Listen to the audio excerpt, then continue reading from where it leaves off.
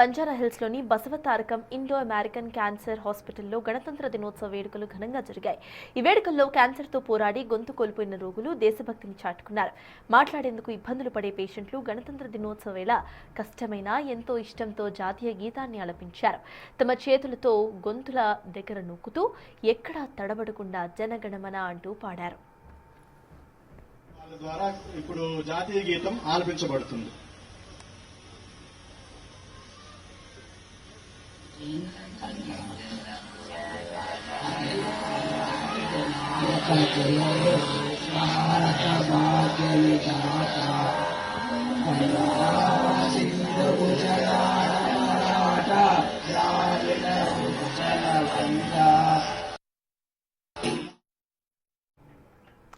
ఈ వేడుకల్లో ముఖ్య అతిథిగా ఎమ్మెల్యే సినీ నటుడు